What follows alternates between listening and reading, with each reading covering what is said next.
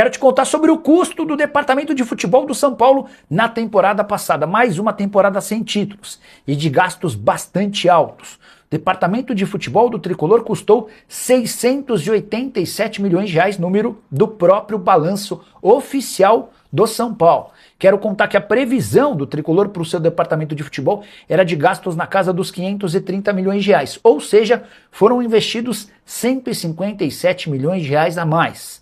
Lembro muito bem de várias discussões que aconteceram no São Paulo na temporada passada, com o Márcio Carlomagno na condição de CEO, entendendo que Carlos Belmonte gastava muito mais do que poderia, e agora os números são definitivos, 157 milhões de reais a mais.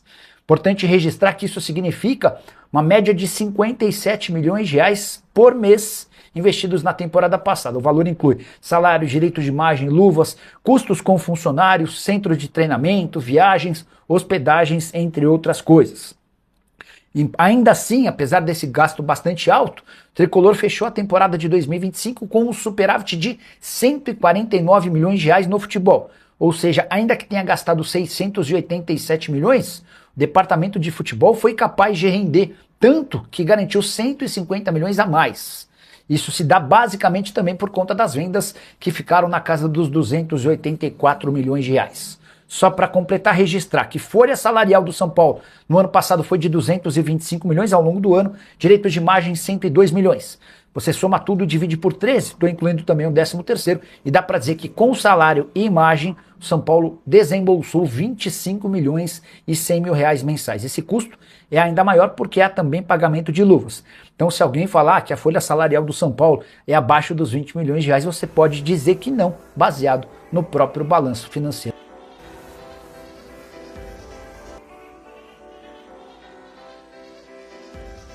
E o Caleri viajou com a delegação e pode ser titular, né? Inclusive, o argentino chegou a uma marca impressionante, tá? Contra o Bahia, ele contribuiu com uma bela assistência para o gol de Ferreirinha de cabeça, né? Invertendo os papéis. Com a assistência, Caleri chegou à sua 100ª participação em gols somente em sua segunda passagem pelo São Paulo. Desde que voltou em 2021, Caleri marcou 74 gols e deu 26 assistências em 219 jogos. O argentino precisa de 161 minutos para participar de gol. Ele soma 474 finalizações, sendo que 191 foram no gol. Eu não sei se é uma média boa, né? Mas enfim, Caleri teve um grande início de ano, né, rapaziada? Com 6 gols em seus primeiros 10 jogos e logo após voltar de uma grave lesão. Atualmente ele é artilheiro do time na temporada com 11 gols marcados em 24 partidas. Muitos o consideram como o ídolo do clube, tem muita identificação com a torcida, né? Mas ele não é imune à crítica, já que desperdiça muitas oportunidades de gol e oportunidades claras, inclusive. As mais lembradas foram lá nos 2 jogos aí contra o Botafogo pela Libertadores de 2024, quando o Caleri perdeu gols debaixo da trave, tanto no jogo de ida quanto no jogo da volta, o que custou a eliminação do São Paulo ali na competição, né? Fora o pênalti perdido pelo Lucas também. Apesar disso, sua idolatria perante o torcedor não diminuiu em nada. Caleri tem contrato com o São Paulo até o final deste ano apenas, tá? O clube está otimista pela renovação com o centroavante, mas ainda não oficializou o acordo. Caleri deve renovar por mais 2 temporadas, mais ou menos, com possibilidade de renovação automática do contrato por mais 1 ano. Para você, quem é mais ídolo do São Paulo, Caleri ou Luciano? Comente aqui abaixo a sua opinião, quero ver aqui os comentários. Vai dar briga, hein, meu Deus do céu, vamos lá. E o São Paulo viveu um início de ano tranquilo, sem lesões, né? Agora, o Tricolor volta a viver um pesadelo. 7 jogadores estão no departamento médico hoje, todos eles vão desfalcar o time para o jogo de amanhã. Esse é o maior número de lesionados na atual temporada, tá? Todos os lesionados neste momento são Alan Franco, Rafael Tolói, Mike, Lucas Ramon, Pablo Maia, Marcos Antônio, Lucas Moura. Contra o Vitória, o São Paulo tinha 6 jogadores no departamento médico, mas 2 deles eram apenas por conta de uma sobrecarga. Atualmente o clube tem 7, além do Bobadilla, que será poupado, ou seja, 8 desfalques, né?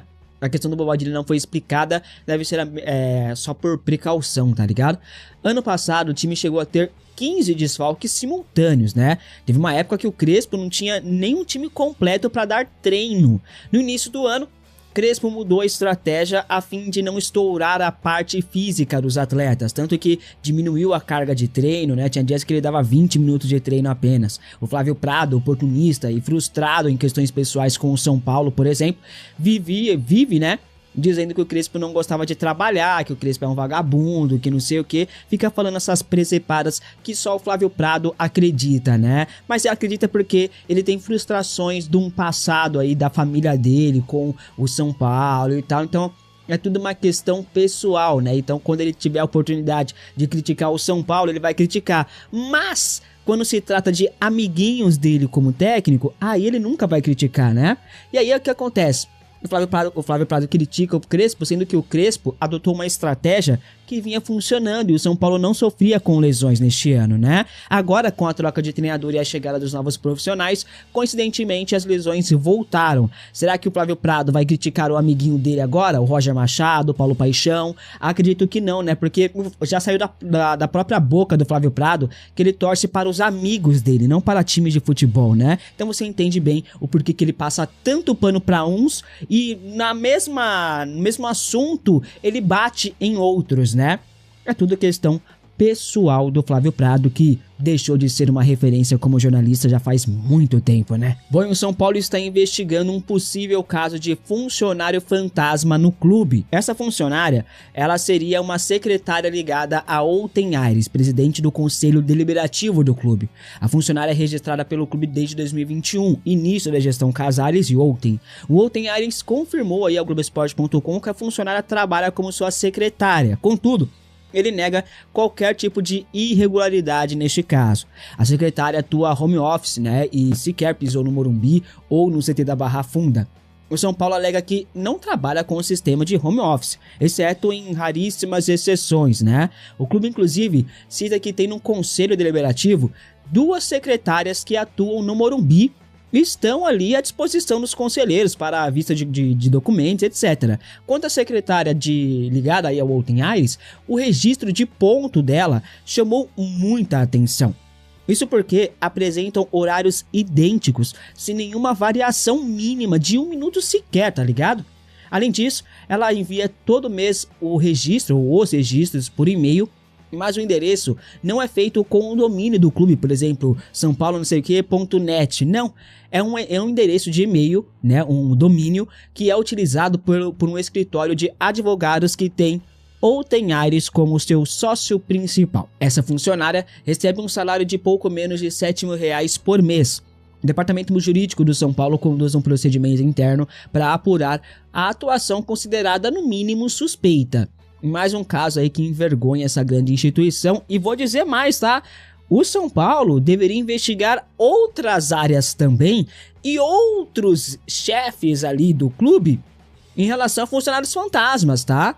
Investiga lá o caso do Dedé que saiu, investiga lá os secretários do Sérgio Pimenta, vai lá investigar que vocês vão achar muito mais coisa ali, gente. O negócio no São Paulo é surreal, surreal. Se for a fundo, não vai sobrar ninguém. Vai expulsar todos esses ratos do clube e tem que fazer isso, tem que expulsar todos esses abutres do São Paulo, né? E o Gonçalo Tapia perdeu muito espaço depois da volta de Caleri, né, que se recuperou de uma grave lesão e vem numa fase assim muito boa, né? Constantemente o Tapia é convocado pela seleção chilena. Ele se destaca, né, está valorizado no mercado, apesar de não estar se destacando no São Paulo, né? Clubes do exterior, da Europa principalmente, estão de olho em Tapia. Clubes da Bélgica, Itália, Inglaterra e Alemanha consultar a situação do Gonçalo Tapia. Até mesmo a Universidade Católica tem interesse na contratação de Tapia. Tapia que já jogou na Universidade Católica, inclusive se destacou bastante, e aí depois foi comprado pelo River Plate, aí veio para o São Paulo depois. O clube chileno estuda uma investida pelo atacante já na próxima janela de transferências. A ideia inicial seria tentar a contratação por empréstimo, tá? O São Paulo, por sua vez, adota cautela pelo atleta aí nos bastidores. A diretoria vê o jogador como um grande ativo no mercado, tá? Jogador valorizado, jogador novo. Neste momento, o São Paulo só aceitaria negociar o Gonçalo Tapia, né? Mediante a uma venda. O empréstimo está descartado no momento. Tapia, se sair do São Paulo, deve ir para o futebol europeu, mas a Católica está de olho mesmo assim, tá? Você é a favor da saída de Gonçalo Tapia ou manteria ele no elenco para o restante da temporada mediante ao calendário extenso e de tantas competições e bem apertado. Comente aqui abaixo a sua, vamos ver. E o Arboleda segue na mira do Vasco para essa temporada. O zagueiro vai treinar em separado no São Paulo até o meio do ano, quando abre a janela de transferências. O clube do Morumbi espera uma boa proposta por Arboleda. Inclusive, o tricolor não descarta a possibilidade de usar o zagueiro como uma moeda de troca no mercado. Um nome que pode ressurgir no São Paulo é o de Hinestrosa. O atacante se destacou pelo Atlético Nacional da Colômbia, inclusive contra o próprio São Paulo, né? Faz uma fumaça absurda. O São Paulo tentou sua contratação no início do ano sem sucesso. Ele acabou acertando um contrato com o Vasco da Gama, que pagou 30 milhões de reais por sua contratação. O São Paulo não tinha dinheiro para concorrer, né? Para conseguir disputar a contratação, então acabou deixando de lado, né? O Hinestrosa chegou sob muita expectativa em São Januário, ainda mais porque chegou justamente quando saiu o Ryan, né? Contudo, até o momento, o colombiano não despontou. Hinestrosa, de apenas 23 anos, jogador de muita velocidade. Pelo Vasco até aqui, fez 13 jogos, sem gol ou assistência. Hoje, Hinestrosa está bem no final da fila. No Vasco da Gama, ele é uma das últimas opções aí do Renato Gaúcho, que não conta com Hinestrosa. Está fora dos planos do treinador do Cruz Maltino. Estão especulando uma possibilidade de troca Arboleda no Vasco e Hinestrosa no São Paulo. Ninguém no Morumbi confirma essa possibilidade, ao menos não publicamente e não por enquanto. A única coisa que dá para confirmar é que Hinestrosa ainda está na mira do São Paulo. O São Paulo tem interesse na contratação de Hinestrosa ainda. Você é a favor dessa troca? Arboleda por Hinestrosa? Comente aqui abaixo. Vale lembrar que o Arboleda tem 32 anos, mais ou menos, ou 34, enquanto o Hinestrosa tem 23, né? Será que o Vasco da Gama vai fazer essa movimentação aí para contratar um jogador tão velho como o Arboleda, velho assim, né? E liberar um jogador jovem como o Hinestrosa?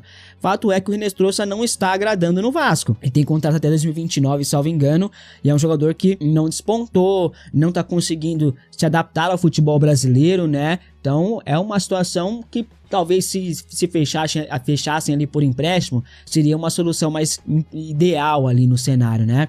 Enfim, São Paulo busca no mercado um jogador de velocidade, é uma prioridade da diretoria São Paulina no mercado. Hoje não há negociação, mas se surgir uma possibilidade e o Vasco aceitar, pode rolar negócio sim, viu, rapaziada? O Hinestrosa, ele é ponta direita inicialmente, né, de origem, se ele é ponta direita, né, mas pode jogar pelo lado esquerdo também e centralizado, se movimentando como segundo atacante.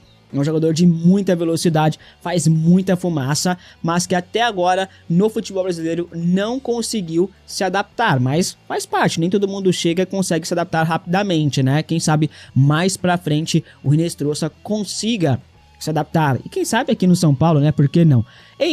Quando você vê o Matheus Ferreira jogando, ele pega o Alisson, ele cata o Alisson assim, ó, faz um mini Alisson e põe dentro do bolso. Esse é o Matheus Ferreira, joga o fino do futebol. E aí, ele não consegue subir para a equipe principal. O técnico Crespo, nem dá para lembrar, mas o técnico Roger Machado, ele tem colocado ali o Jordan, que passou à frente de todo mundo. Tem o Negruti, tem o Hugo, os caras estão ali parados no banco de reservas. Agora, o Matheus Ferreira, nós aqui, precisando de volante de vez em quando, o substituto do Marcos Antônio, não fomos ali olhar para nossa equipe de base, onde surgiu o Hernanes, onde surgiu o Kaká, o Lucas Moura, onde vieram uns caras assim extraordinários na história do São Paulo. Nós não fomos ali buscar o Matheus Ferreira. Então agora chegou um time holandês, o time chama...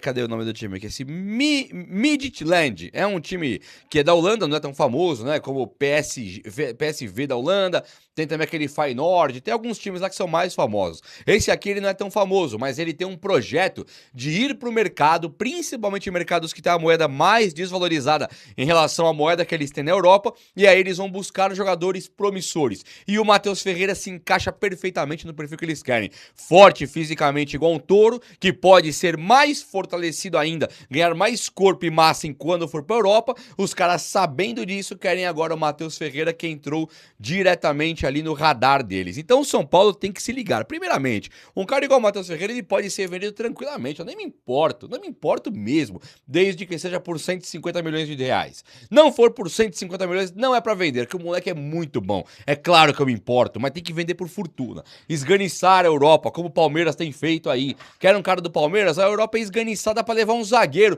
Por que nós estamos aqui com palhaçada? Olha só. O Roger Machado, também tá balançando no cargo, né? Porque o Roger Machado ele acaba de colocar o time principal para encarar o O'Higgins. Sai a matéria mostrando o quanto o São Paulo fez os treinamentos, o quanto o São Paulo investiu tempo, dedicação e plano para ganhar do O'Higgins. Então o São Paulo viaja agora para pegar esse time e se não ganhar, vai virar uma condição complicada para o Roger Machado. E eu te pergunto, era para estar assim? O São Paulo líder do grupo não, do Sul-Americana, perde pro O'Higgins, perde a liderança, beleza. Mas ficaria em segundo. Agora você vai arriscar tudo contra o O'Higgins num time que recentemente perdeu o Lucas Moura, não firma ali com o Ferreirinha, não se firma, não adianta. O São Paulo acaba de perder Marcos Antônio, perdeu também o Tolói, ele perdeu o Alan Franco, tem vários e vários caras, perdeu o Lucas Ramon, vários e vários jogadores estão se machucando no São Paulo diariamente. Então você tem o Corinthians domingo. O Roger Machado não pode perder do Corinthians de jeito nenhum. Então ele vai colocar o time principal contra o O'Higgins, para depois colocar o time principal contra o Corinthians, apenas controlando carga de quem não aguentar mais. E isso aqui é uma coisa muito confusa, né? A princípio, a Sul-Americana era para ser prioridade. Ou não. O São Paulo não sabe. Ele trata a Sul-Americana com prioridade? Ontem não tratou. Colocou reserva contra o Milionários. Agora contra o O'Higgins é prioridade. Sabe como é que chama isso aí? Incompetência do Rui Costa. Não sabe o que quer. Contra o Milionários não era para jogar a Sul-Americana, Danis pode pôr reserva. Agora contra o O'Higgins tem que pôr o titular. Não sabe o que quer. É por isso que um cara igual o Henrique Carmo, ele foi embora do São Paulo, olhando pra trás e falando, obrigado, hein, eu quero ir embora, e foi. Agora nós vamos perder também o Matheus Ferreira muito em breve, como perdemos o William Gomes, que tá brilhando na Champions League já. Como nós perdemos o Lucas Ferreira, Matheus Alves, vamos perder todo mundo, porque Rui Costa não sabe o que quer. É o cara que ao passo que ele faz uma revelação ali do Rian Francisco, que nem foi ele vai lá e contrata o Tapia, contrata o André Silva, renova com o Caleri, ele não quer nem saber. Traz o Dineno pra bater de frente com o Rian Francisco. Acabou que machucou todo mundo, né? Mas é o cara que tem o Rian Francisco, que nem foi ele que fez, mas lançou na gestão dele, ele traz Juan Dineno. Esse é Rui Costa ao pé da letra, sabe? Analisado no detalhe, no micro detalhe, Rui Costa é o cara do Dineno quando tem Rian Francisco pra não jogar mesmo. Vamos lá então, olha só. O São Paulo, ele tem agora o Arboleda que se reapresentou, né? Teve ali uma situação que o Arboleda ele voltou pro Tricolor Paulista, aí ele chegou lá e não quer ficar. Apareceu o Vasco, tentando levar o cara, uma sondagem, e também o Atlético Paranaense, que tá louquinho pra levar o Arboleda, e ele até poderia querer ir pra um desses dois times, porque ele teria um desgaste interno aqui. Muitos rumores dão que o Arboleda, ele tem um desgaste porque o Tolói chegou, e o Tolói ganharia a posição dele, o Roger Machado teria dito, Tolói vai ter que jogar titular, seria talvez o Rui Costa articulando, não dá pra saber, mas o Arboleda pegou e foi embora, e essa é a notícia que nós temos. O Arboleda foi embora. E agora ele voltou, mas pra fazer uma negociação. Eu quero ir embora, justa causa, ou então seria aquela rescisão amigável, sabe? Nunca pro São Paulo, nunca o São Paulo se dando bem. O São Paulo tem a multa rescisória do Arboleda de 100 milhões de euros. Ninguém vai pagar, muito menos o Arboleda, e o São Paulo tá lá, né?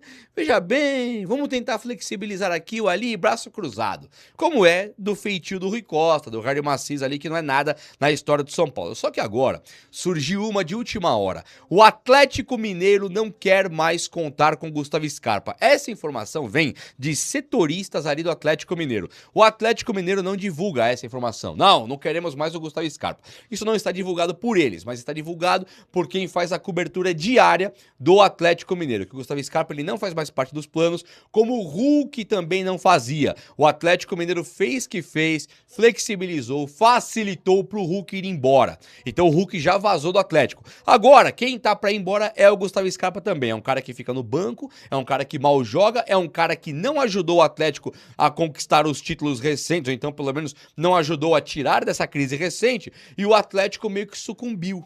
Então o Atlético Mineiro, ele tem hoje Lianco, o Pataquada. Vou chamar o Lianco, com todo respeito aí, de Pataquada. Porque no São Paulo realmente esse cara não fez nada de errado. Só que você vê um jogo do Atlético Mineiro com o Lianco lá, é contar no relógio os minutos esperando. É só, que hora que ele vai ser expulso? Com 10 minutos? Com 20? Com 30? Que hora que vem a briga? Que hora que ele vai despedaçar um no meio do campo ali? Ele é tonto, sabe? É um cara que falta cérebro. É um cara que é meio burrão, sabe? É um cara bom de bola, mas ele é meio burrão. Então ele não é um cara assim que dá pra confiar nele. Então o Atlético Mineiro, sabendo disso, ele está se reformulando. Lianco, talvez, deixando por lugar o Arboleda, imagina o ganho técnico e o diferencial que seria você engavetar o Lianco, ou então você chegar realmente e colocar o Arboleda no time. Não dá nem para comparar. O Lianco poderia vir para o time do São Paulo, então? O São Paulo pode trazer o Lianco para cá, batendo um rolo com o Arboleda, tendo o Lianco, tendo o Gustavo Scarpa no Arboleda? Pode até ser. Você imagina o São Paulo chegar lá e falar assim, ó, o Arboleda vale 100 milhões de euros.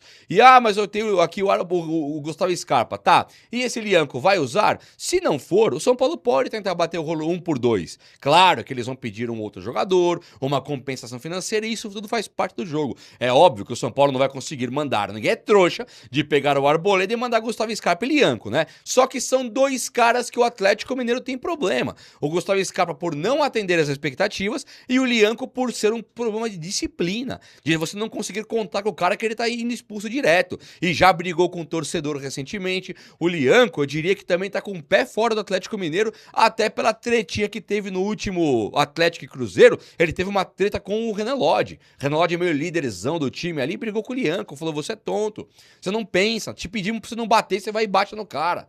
Ah, mas não pegou, mas foi que nem um animal. Então o Lianco e o Gustavo Scarpa fazem parte da saída deles, faz parte da reformulação do Atlético Mineiro. Então o São Paulo, ele tem que ficar de olho nisso. Nem tô pedindo pra trazer o Lianco, tá? É possível o Lianco vir para o São Paulo numa troca com Arboleda e Gustavo Scarpa? Com certeza é possível. Óbvio que isso é possível, tudo é possível. Até porque o Lianco é prata da casa. Pra quem não sabe, o Lianco ele tem dupla cidadania. Uma é lá do leste europeu, não lembro se é Eslovênia, eu não lembro qual é o país agora, mas ele é de um país do leste europeu e nós temos o Lianco formado aqui, ele é brasileiro também. Lianco, então, voltando pra casa, não sei. Gustavo Scarpa no Arboleda é muito provável e até isso impacta na saída do Cauli. O São Paulo tem colocado o Cauli sempre, mas o Cauli não pode bater a meta. O Lucas Moura já era, quebrou aí feio. O Luciano não é meia. E aí você tem o Cauli que não performa, que não entrega, poxa, Gustavo Scarpa seria muito plausível.